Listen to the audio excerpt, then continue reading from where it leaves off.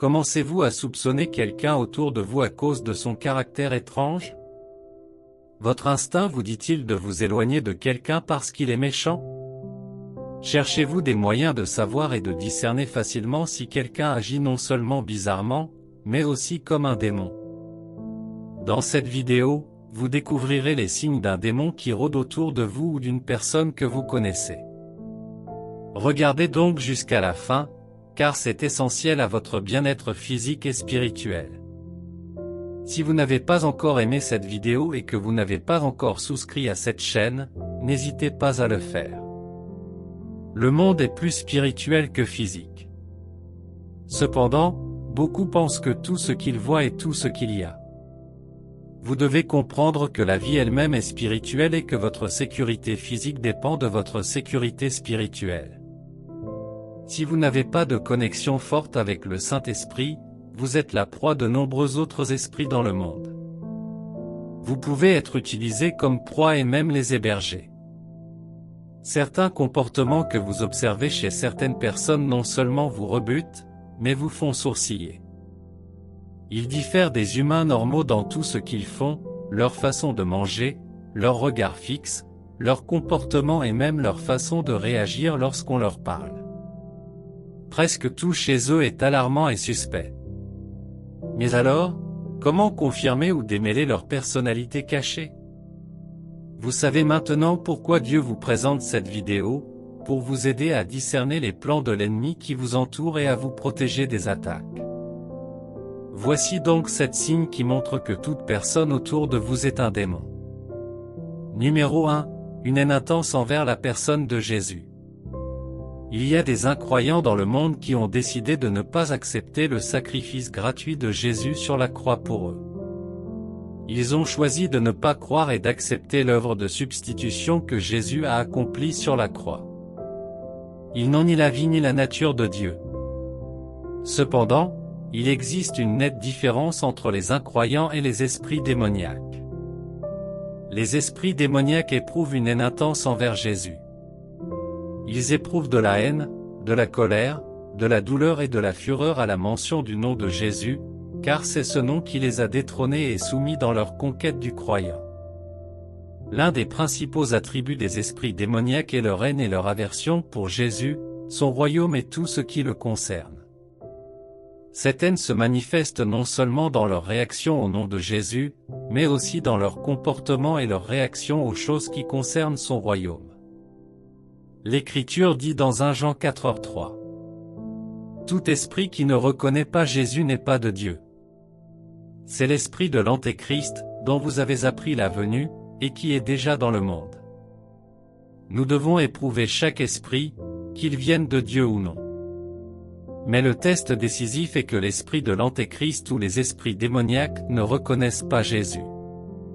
Cela signifie qu'ils ne reconnaissent pas que Jésus est Seigneur. Les incroyants sont différents. Ils peuvent choisir de ne pas croire en l'existence de Jésus. Certains connaissent peut-être le Messie et choisissent malgré tout de ne pas croire en lui, par réticence. D'autres le connaissent même très bien ce qu'il a accompli, sa mort sur la croix, sa résurrection, l'enlèvement des péchés du monde et choisissent malgré tout de ne pas croire en lui. Mais les esprits démoniaques ne le reconnaissent pas comme Seigneur. Ils ne reconnaissent pas qu'il est venu dans la chair. Ils ne peuvent même pas prononcer le nom de Jésus, car sa simple évocation provoquerait des ravages en eux. Admettre son existence, c'est admettre sa puissance et reconnaître qu'il a vaincu les hordes de l'enfer et les armées des ténèbres. Lorsque les démons possèdent un corps, ils peuvent reconnaître la puissance de Dieu, mais ils ne l'appelleront jamais Seigneur. Kenneth Hagin, un grand maître de la foi qui a rencontré des esprits démoniaques, leur a raconté une de ses expériences. Un jour, une femme possédée par un démon est entrée dans son bureau pour le voir. Pendant ce temps, le Seigneur lui enseignait 1 Jean 4. Kenneth Hagin, tout en discutant avec la femme, a décidé de vérifier si l'esprit démoniaque était en elle. Il lui a demandé de dire 2 ou 3 choses, ce qu'elle a dit sans hésiter. Mais aussitôt, il lui a demandé de dire « Jésus est Seigneur. Elle est restée assise à le fixer, incapable de le dire. Elle a tout dit, sauf cette phrase. Il a immédiatement réprimandé l'esprit, qui est parti aussitôt. Ceci pour vous montrer combien le nom de Jésus est puissant et redoutable au ciel, sur terre, dans l'atmosphère et même sous l'eau. Bien-aimés, le nom de Jésus est puissant. Il est au-dessus de tout autre nom, et devant ce nom, tout démon, toute principauté, toute puissance et toute autorité, aussi puissante soit-elle, doivent s'incliner. Amen. De plus, lorsqu'une personne de votre entourage est possédée par un esprit démoniaque, vous remarquerez également sa résistance aux atmosphères spirituelles. Elle a tendance à réagir et à détester les atmosphères où Jésus est glorifié. Elle déteste l'action du Saint-Esprit. Soit elle s'en va, soit elle commence à manifester des manifestations étranges si le Seigneur l'a maîtrisée. Les esprits démoniaques haïssent non seulement Jésus, mais aussi ses symboles. Ils haïssent la croix. Ils haïssent le sang.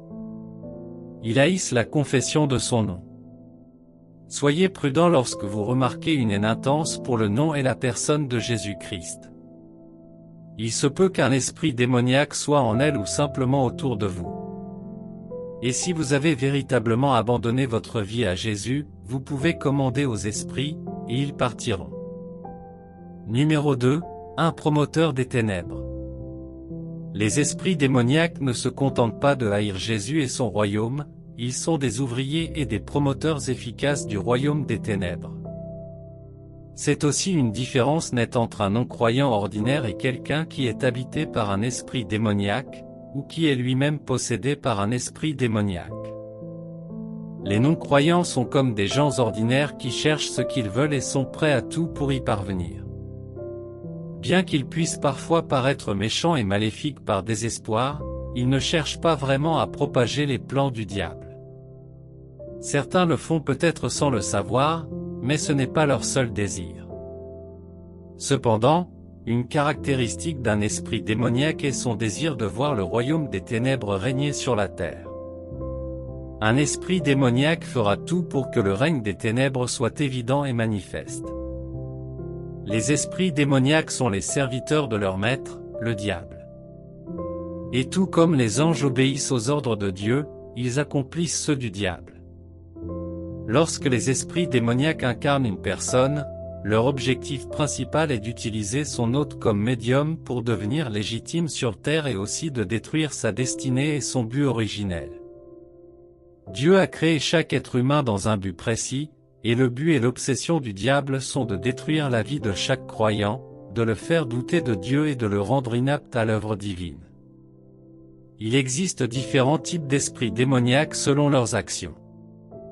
Certains peuvent être envoyés pour infliger la luxure à une communauté, d'autres pour susciter l'envie, la jalousie et la compétition, d'autres encore pour semer le doute dans le cœur des hommes. Lorsque vous remarquez la persistance d'une personne à poursuivre les desseins du diable de tout son cœur, cela signifie qu'un esprit démoniaque est à l'œuvre.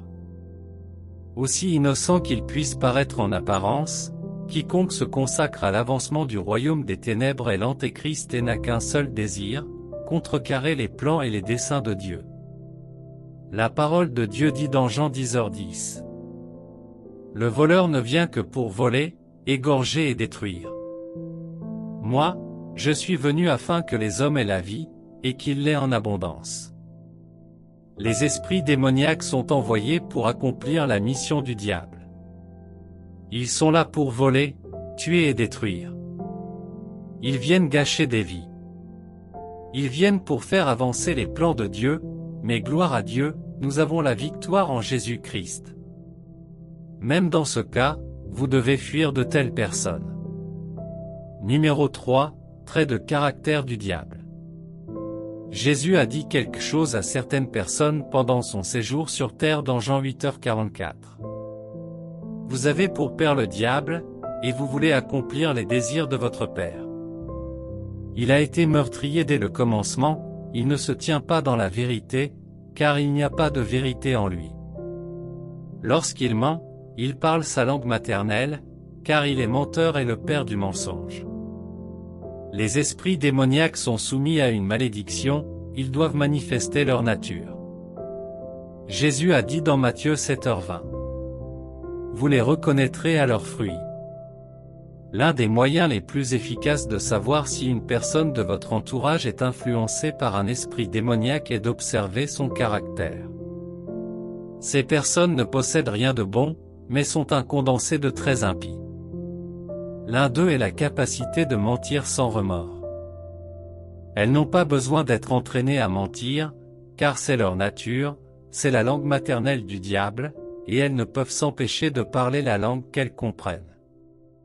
Ils mentent sans cesse, et lorsqu'ils veulent dire la vérité, ils disent des demi-vérités ou une vérité diluée, sur laquelle on ne peut pas fonder sa foi. Même lorsqu'il semble que ce qu'ils disent soit vrai ou réel, cela reste un mensonge.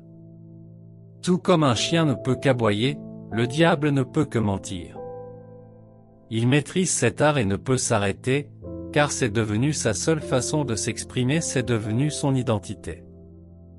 Une autre caractéristique qu'il possède, semblable à celle du diable, est la haine.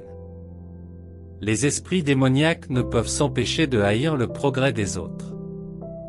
C'est pourquoi, si vous haïssez votre frère, vous l'avez déjà assassiné, car haïr revient à agir exactement comme le diable. Si quelqu'un autour de vous vous traque avec soin, souhaitant et espérant votre chute, vous devez être conscient, sensible et vigilant quant à vos conversations avec une telle personne. Les esprits démoniaques ne savent pas tout. Ils ne travaillent qu'avec les informations qu'ils ont reçues de vous ou d'autres personnes à votre sujet. La plupart du temps, ils cherchent à vous soutirer des informations.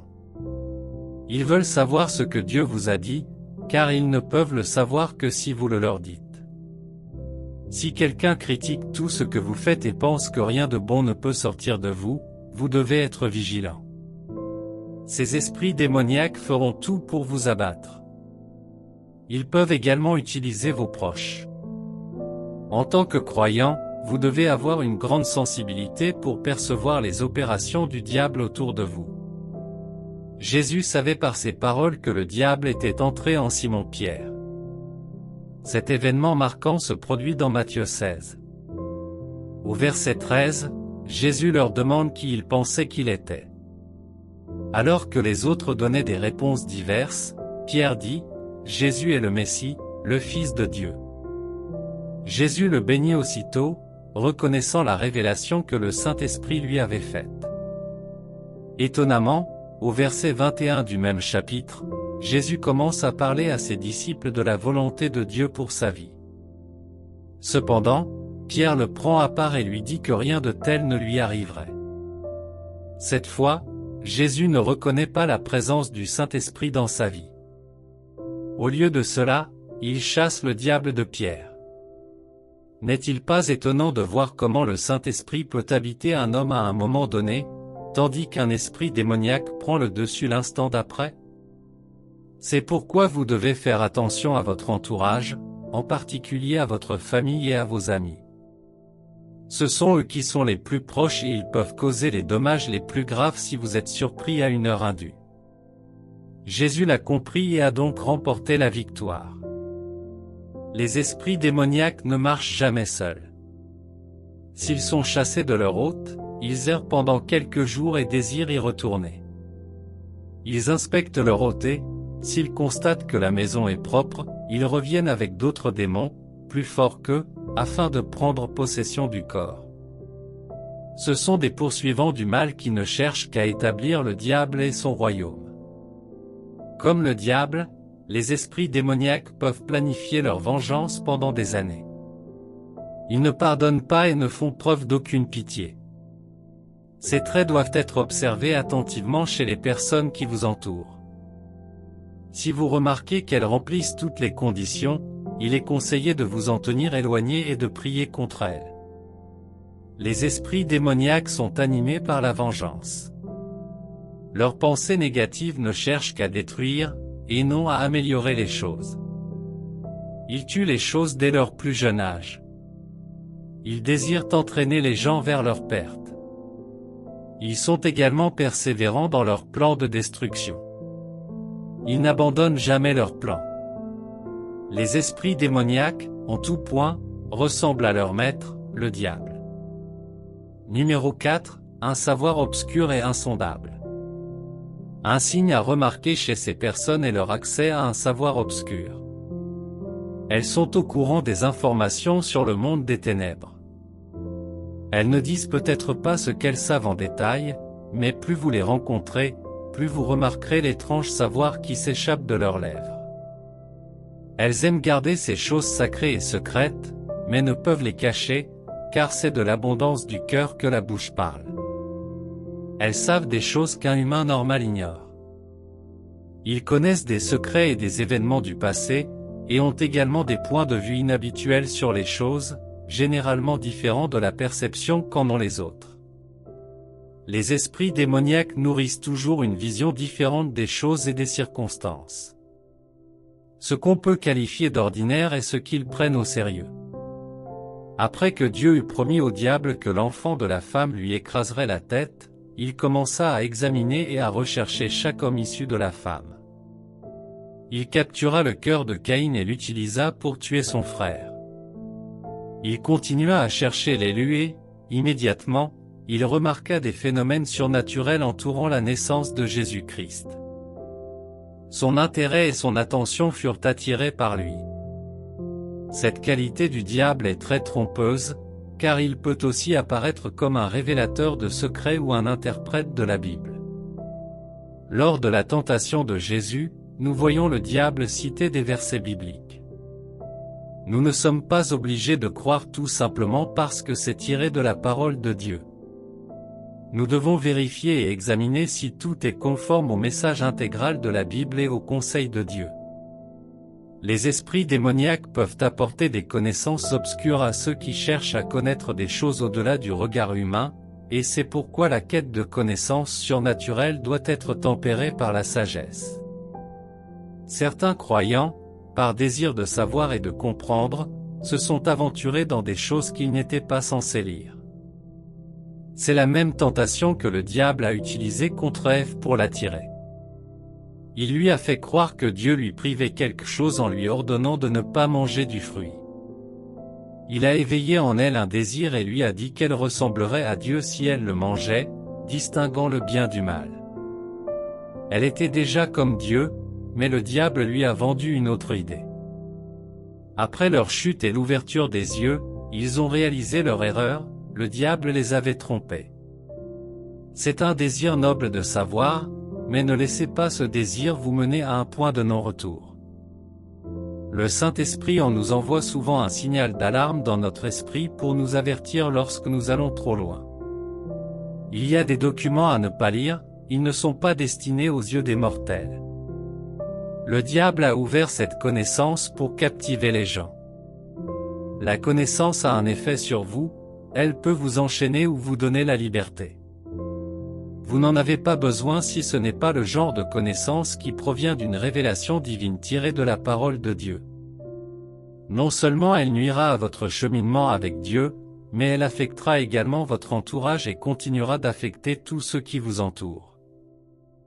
Le spiritisme ou l'esprit fantasmagorique ne devrait pas être votre indicateur de spiritualité, mais la parole écrite de Dieu. Assurez-vous de rester dans les limites de la parole de Dieu et vous resterez en sécurité. Restez vigilants, car d'autres signes vous aideront à identifier un humain possédé par des esprits démoniaques. Alors, continuons. Numéro 5, démontrer des capacités surnaturelles. Les esprits démoniaques ne sont pas humains, ils ne sont donc pas limités par les limites de la chair. Une fois qu'ils ont trouvé un hôte avec qui ils se sentent à l'aise, ils manifestent leur force à travers leur corps. Les personnes habitées par des esprits démoniaques ont généralement une force physique accrue. Elles peuvent faire ce que les humains ne peuvent pas. La plupart du temps, elles peuvent supporter plus de douleur qu'un humain normal. La parole de Dieu décrit un homme habité par un démon. Il se déchirait, et on devait l'enchaîner et l'attacher. Pourtant, chaque fois que l'esprit démoniaque décidait de se manifester, les chaînes se brisaient, car rien ne pouvait le retenir. Tous les démons ne s'expriment pas de cette manière. Certains ont la capacité inhabituelle de percevoir des choses à des kilomètres de distance. Ils peuvent suivre l'odeur des personnes qui hantent ou traquent et savoir où vous êtes allé. Il ne faut pas confondre cela avec le don de l'esprit, car son but n'est pas de glorifier Jésus. Les esprits démoniaques peuvent pervertir différentes opérations et manipuler les gens en leur faisant croire qu'il s'agit d'opérations de l'esprit. Si vous découvrez que le but ultime de ces dons n'est pas de glorifier Jésus de quelque manière que ce soit, alors il ne s'agit pas de l'action du Saint-Esprit. Quelle que soit la raison de la manifestation d'un don, s'il est extérieur à la glorification de Jésus, il n'est pas de Dieu, et vous ne devez pas associer de telles manifestations à Dieu. Numéro 6, attributs étranges et plus encore. Une façon efficace d'identifier le fonctionnement d'un esprit démoniaque est d'étudier le fonctionnement des esprits. Les esprits démoniaques, ou les personnes qui en sont porteuses, ont des traits, des attitudes et des comportements totalement suspects et différents de ceux des humains normaux. Ils peuvent avoir une posture de sommeil totalement différente que vous pourriez ne pas comprendre. Ils peuvent dégager une odeur particulière que vous ne percevez qu'autour d'eux. Parfois, vous remarquerez que leurs hôtes changent de voix ou de ton lorsqu'ils parlent, vous pouvez entendre la voix d'un homme et d'une femme dans le même corps. Il existe des signes évidents que les humains ne peuvent pas invoquer. Les esprits démoniaques peuvent être vraiment étranges, et vous devez étudier le comportement de votre suspect, surtout la nuit. Vous pourriez voir la personne renifler comme un chien. Vous pourriez voir ses hôtes s'énerver sans raison, changer d'humeur rapidement, se courber et incliner le cou à un angle qu'aucun humain ne peut faire sans mourir. Il révèle souvent ces choses par réflexe. Vous remarquerez également une obsession pour les symboles et signes démoniaques. Ils sont attirés par les signes qui ont des messages et des significations subliminaux. N'oubliez jamais que les esprits démoniaques peuvent être parmi les humains, mais ne sont pas des humains, et que, malgré tous leurs efforts pour se cacher, leur véritable nature se révèle de temps à autre. Soyez attentifs et n'évitez ni ne négligez les signes qui vous sautent aux yeux, car vous pourriez masquer quelque chose que vous êtes censé révéler. Numéro 7, manque de respect envers l'autorité. C'est l'une des manières les plus efficaces d'identifier les esprits démoniaques. Ils font preuve d'un manque de respect inhabituel envers l'autorité et envers tout le monde. Leur nature est facilement imputable à leur maître, le diable, et à la manière dont il a planifié d'exalter ses étoiles au-dessus de Dieu et de devenir son égal. La rébellion est comparable au péché de sorcellerie, car Dieu est un Dieu d'ordre, et il ne le brise jamais. Il suit le processus et cherche toujours à établir l'ordre et la justice. Les esprits démoniaques, en revanche, n'ont aucun respect pour l'ordre. Ils se soumettent simplement à une puissance supérieure, ce qui doit se faire par la force et la coercition, et non par la parole. Par nature et par conception, les esprits démoniaques sont enclins à l'agitation et à la domination. Ils manquent de patience, ils veulent tout contrôler et détestent être relégués au second plan. Ils aiment se croire les plus puissants jusqu'à ce qu'une autre puissance apparaisse pour leur prouver le contraire. C'est pourquoi Paul a dit que l'Évangile a été prêché non seulement avec simplicité de parole, mais avec puissance, car ces esprits ne se soumettent qu'au pouvoir. C'est une conquête, une bataille pour le plus fort. Voyez ce que dit la parole de Dieu dans Matthieu 12h29. Comment quelqu'un peut-il entrer dans la maison d'un homme fort et piller ses biens, sans avoir auparavant lié cet homme fort? Alors il pourra piller sa maison. Face au diable, c'est un homme fort, et le seul moyen de piller ses biens ou de lui délivrer ses captifs est de le lier. Ce n'est qu'alors que vous pourrez faire le nécessaire. Certaines personnes manquent naturellement de respect aux autres, même aux autorités. Il suffit d'observer s'il s'agit d'un acte ponctuel ou d'une habitude. Si c'est devenu la norme, vous devriez examiner attentivement les autres signes. Il se pourrait que la personne proche de vous soit un esprit démoniaque ou qu'elle en ait un en elle. Bien-aimés, vous devez toujours vous rappeler que la vie elle-même est spirituelle, et même si nous espérons que seuls les humains existent sur Terre, il n'en demeure pas moins qu'il existe différentes entités sur Terre. Il existe des esprits désincarnés, invisibles à l'œil nu, mais pourtant présents. Des esprits démoniaques rôdent autour de nous, certaines personnes en sont devenues les hôtes. Il existe différentes personnes, et toutes les formes d'apparence humaine ne sont pas des humains. Si vous remarquez l'un de ces signes, ou une combinaison de plusieurs, chez une personne de votre entourage, vous devez prier davantage et être plus vigilant dans vos relations avec elle. Ces esprits démoniaques servent d'informateurs au diable et ne sont présents que pour accomplir sa volonté.